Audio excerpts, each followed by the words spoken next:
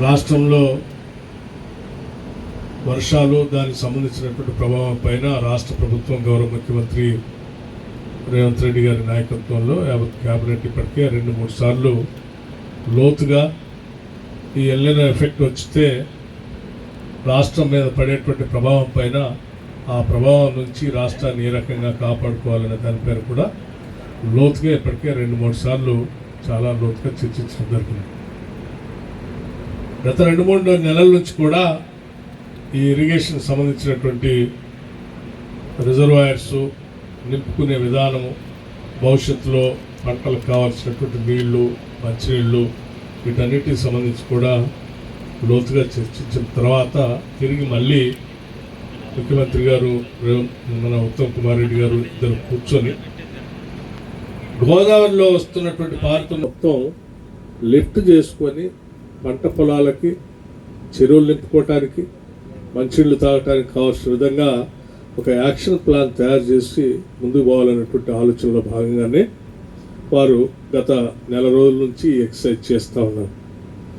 అందులో భాగంగా దీనిపైన కూడా లోతుగా చర్చించి ఈరోజు మా అందరినీ ఇక్కడ తీసుకుని వచ్చారు. సో దీంట్లో ఈ దేవాదుల లిఫ్ట్ ఇరిగేషన్ సంబంధించి ఇప్పటికే గౌరవ ఉత్తమ్ కుమార్ రెడ్డి గారు, శ్రీనివాస్ రెడ్డి గారు, మన కడియం శ్రీహరి గారు చాలా స్పష్టంగా ఏం చేయాలనేటువంటి అంశాలపైన కూడా స్పష్టంగా చెప్పడం జరిగింది. నేను కూడా మీ అందరి దృష్టికి తీసుకొచ్చేది ఏంటంటే,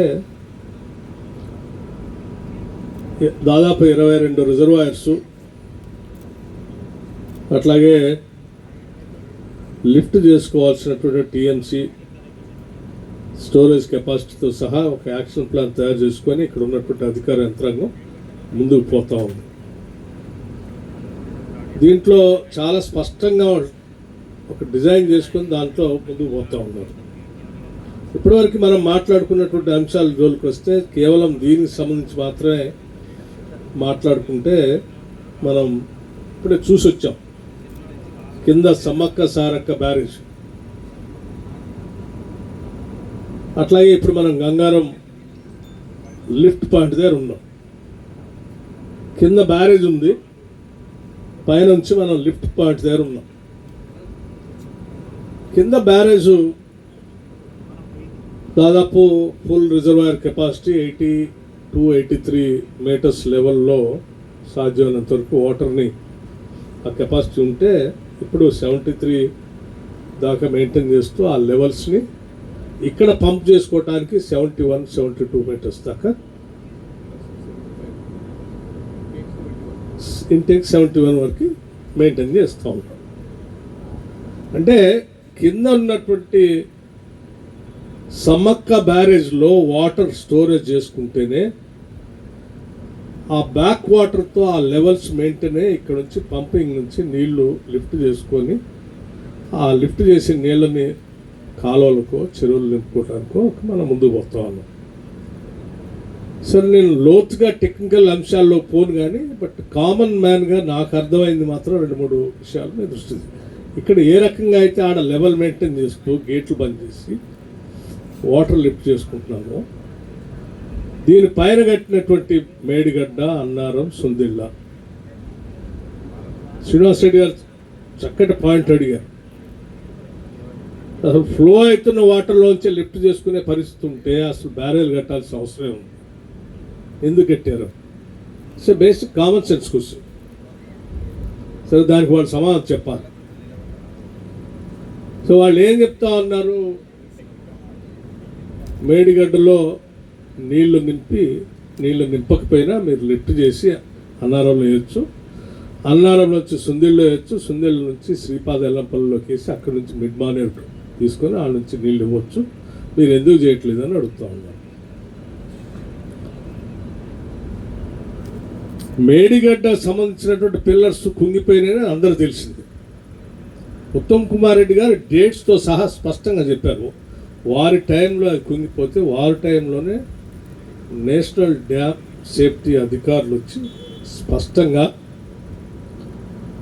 ఇది కుంగిపోయింది, దీంట్లో నీళ్లు ఇలాగే నింపి ఉంచుకుంటే చాలా ప్రమాదం, ఇంకా ప్రమాదం దారితీస్తుంది. నీళ్లు నింపబాకండి. దీంతో పాటు దీని పైన కట్టినటువంటి అన్నారం సుందెళ్ళు కూడా సేమ్ టెక్నాలజీతో కట్టారు. అది కూడా ఇట్లాగే నాసిరకం కట్టారు. అవి కూడా నీళ్లు నింపితే వాటి పని కూడా ఇట్లాగే ఉంటుంది. అవి కూడా నింపబాకండి.